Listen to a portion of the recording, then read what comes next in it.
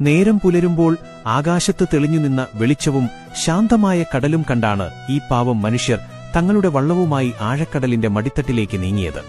ഒരു നല്ല ദിവസത്തിന്റെ പ്രതീക്ഷയോടെ തങ്ങളെ വിശ്വസിച്ച് കരയിലിരിക്കുന്ന മക്കൾക്കും കുടുംബത്തിനും ഒരു ചാൺ വയറു നിറയ്ക്കാനുള്ള വകയെങ്കിലും കടലമ്മ തരുമെന്ന ഉറച്ച വിശ്വാസത്തോടെയാണ് അവർ യാത്ര തുടങ്ങിയത്. എന്നാൽ മനുഷ്യന്റെ കണക്കുകൂട്ടലുകളെയും പ്രതീക്ഷകളെയും നിമിഷനേരം കൊണ്ട് തകിടം മറിച്ചുകൊണ്ട് കടലിന്റെ ഭാവം പെട്ടെന്ന് മാറിമറിയുന്ന കാഴ്ചയാണ് പിന്നീട് നാം കാണുന്നത്. ദൂരെ ചക്രവാളത്തിൽ കരിമേഘങ്ങൾ ഉരുണ്ടുകൂടുന്നതും ശാന്തമായിരുന്ന തിരമാലകൾ പെട്ടെന്ന് രൗദ്രഭാവം കൈക്കൊണ്ട് ആഞ്ഞടിക്കുന്നതും ഈ ദൃശ്യങ്ങളിൽ വ്യക്തമാണ്. വള്ളത്തിന്റെ പച്ചനിറമുള്ള തട്ടിൽ വന്നിടിക്കുന്ന അലറുന്ന തിരമാലകളും ശക്തമായ കാറ്റിലുലയുന്ന കയറുകളും ആ അന്തരീക്ഷത്തിന്റെ ഭീകരതയെയും അവർ നേരിടുന്ന അപകടത്തെയും വിളിച്ചോതുന്നുണ്ട്. കോരിച്ചൊരിയുന്ന മഴയും ആഞ്ഞടിക്കുന്ന കാറ്റും വള്ളത്തെ വട്ടമിട്ടു ചുറ്റുമ്പോഴും അതിന്റെ അമരത്ത് സ്റ്റിയറിംഗ് പിടിച്ചു നിൽക്കുന്ന ആ മനുഷ്യന്റെ മുഖത്തേക്ക് ഒന്ന് സൂക്ഷിച്ചു നോക്കിയാൽ ഭയത്തേക്കാൾ വലിയൊരു നിസ്സഹായാവസ്ഥയും അതിജീവനത്തിനായുള്ള കഠിനമായ നിശ്ചയദാർഢ്യവും ആ കണ്ണുകളിൽ കാണാം. വള്ളം വൻതിരമാലകളിൽപ്പെട്ട് മുകളിലേക്കും താഴേക്കും അപകടകരമാംവിധം ഉലയുമ്പോഴും തങ്ങളെ കാത്തിരിക്കുന്ന കുടുംബത്തെ ഓർത്ത് അവർ പിന്തിരിയാൻ കൂട്ടാക്കിയില്ല. കടലമ്മ തങ്ങളെ കൈവിടില്ലെന്ന പ്രതീക്ഷയിൽ ഒരു കൂട്ടം മത്സ്യത്തെങ്കിലും കണ്ട് വലയെറിയാൻ കഴിഞ്ഞിരുന്നെങ്കിൽ ഈ ദുരിതവും തണുപ്പുമെല്ലാം അവർ മറന്നേനെ.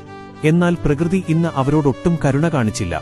മണിക്കൂറുകളോളം ജീവൻ പണയം വെച്ച് ആഞ്ഞുപിടിച്ചിട്ടും ഒരു ചെറിയ മീൻകൂട്ടത്തെപ്പോലും അവർക്ക് കണ്ടെത്താനായില്ല.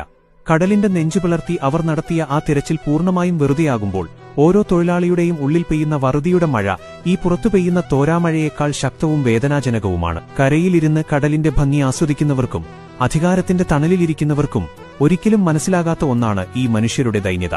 ഒരുപക്ഷെ ഇന്ന് കടലിൽ പോയില്ലെങ്കിൽ നാളെ തങ്ങളുടെ വീട്ടിൽ അടുപ്പ് പുകയില്ല എന്ന കൈപേറിയ യാഥാർത്ഥ്യമാണ് ഈ മോശം കാലാവസ്ഥയിലും ജീവൻ പണയം വെച്ച് അവരെ കടലിലേക്ക് നയിക്കുന്നത്.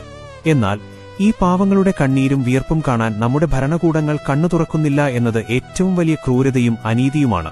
മോശം കാലാവസ്ഥയുള്ളപ്പോൾ മത്സ്യത്തൊഴിലാളികൾ കടലിൽ പോകരുത് എന്ന് മൈക്കിലൂടെ നിർദ്ദേശം നൽകാൻ അധികാരികൾക്ക് വളരെ എളുപ്പമാണ്.